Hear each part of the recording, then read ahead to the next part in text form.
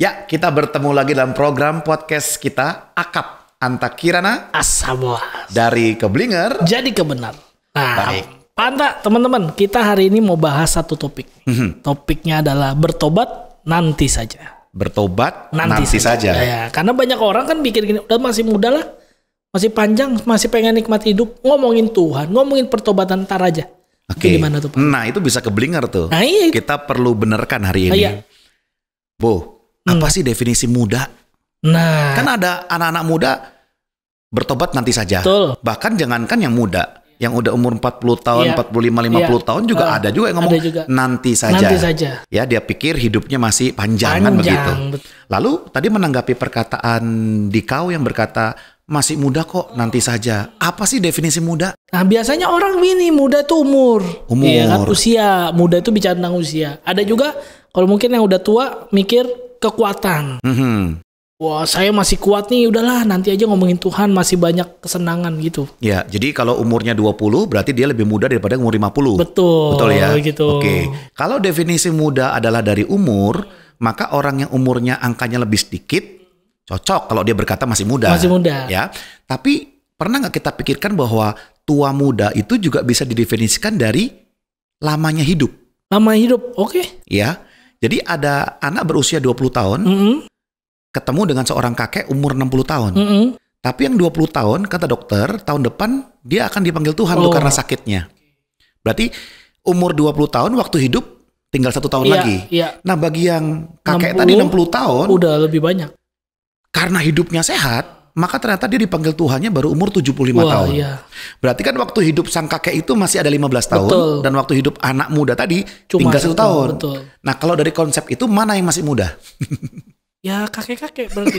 Gitu kan. Ya, jadi kita perlu jelas dulu dalam kehidupan ini, bertobat nanti saja itu apa yang menjadikan pemikiran Anda seperti itu?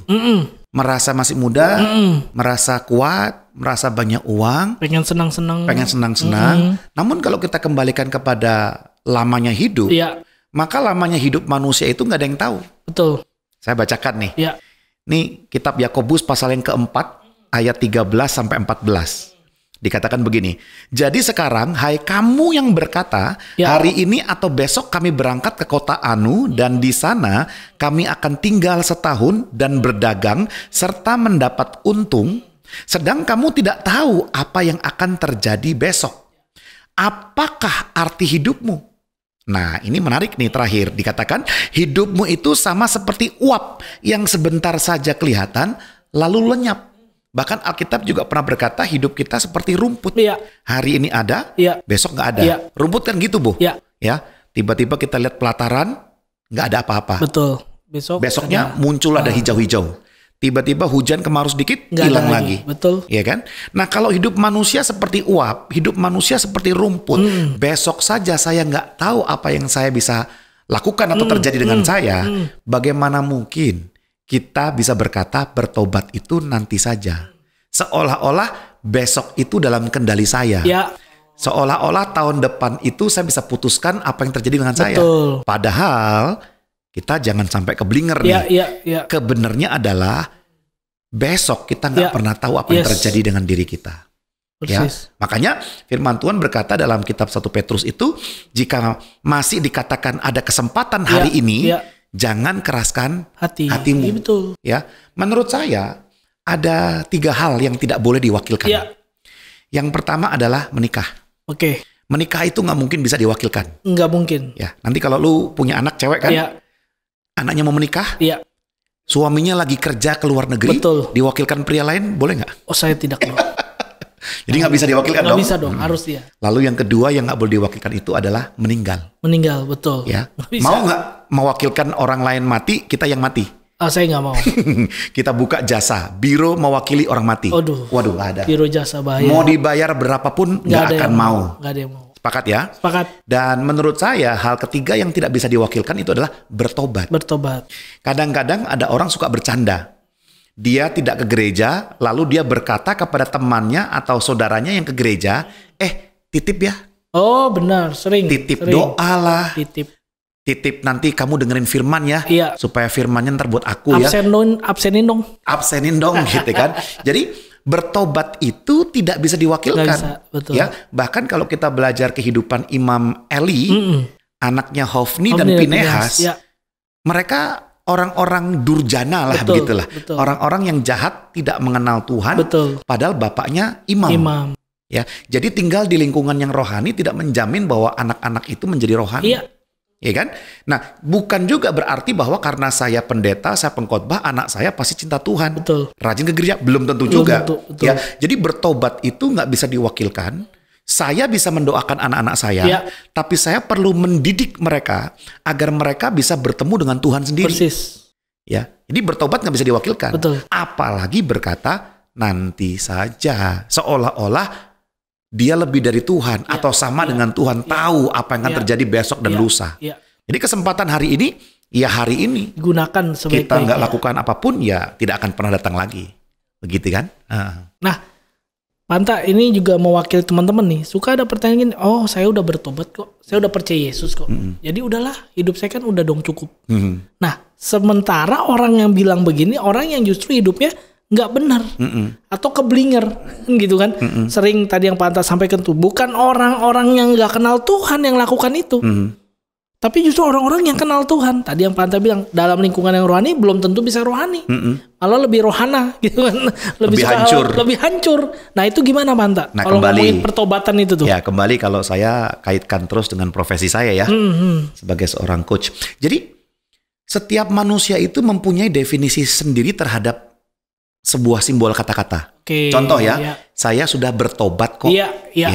Nah, apa definisimu tentang kata bertobat? Betul, ya. Kalau definisi kata bertobat sama dengan ikut retreat, didoakan, nangis-nangis, terima Yesus, ya berarti sudah pernah. Betul. Ya, namun kan pertobatan itu adalah kehidupan yang kita jalani setiap hari.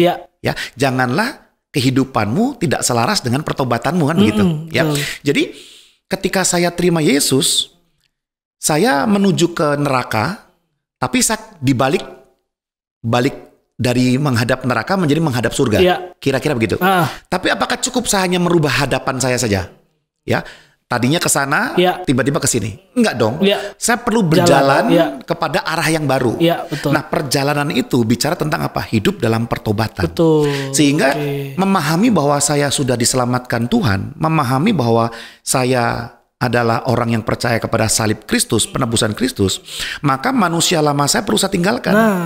Dan saya mulai hidup dalam manusia baru. Nah, manusia baru seperti apa? Nah, itulah kita jalankan. Ya, pelan-pelan. Bayangkan, kita kalau pakai sepatu baru, pakai baju baru, jaket baru, kadang-kadang rasanya kayak kurang nyaman. Betul. Karena belum terbiasa. Tapi kalau kita terus-menerus membiasakan diri, lama-lama nyaman juga. Betul. Nah, tentunya pertobatan bukan seperti kita pakai baju baru.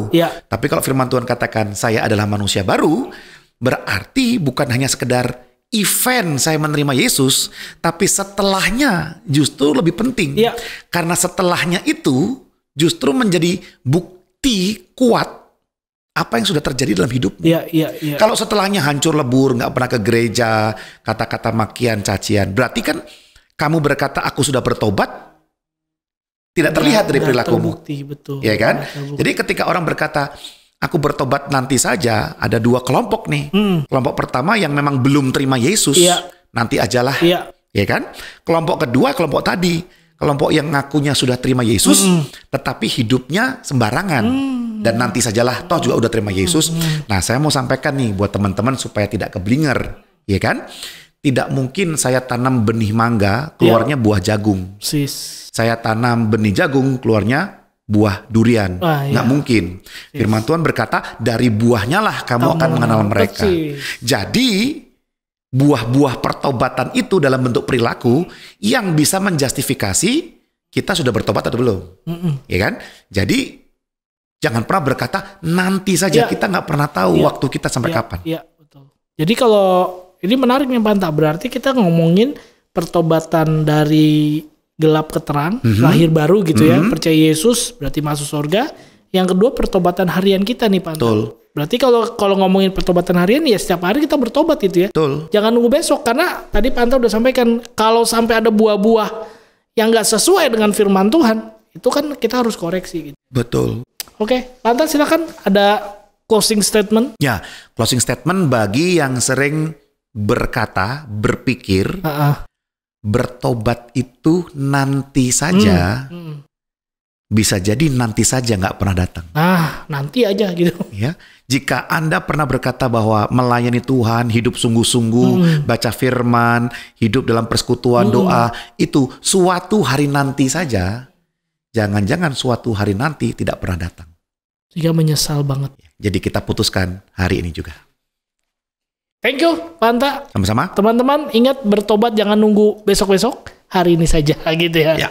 Oke, sampai bertemu di podcast Akap selanjutnya. Tuhan Yesus memberkati. God bless.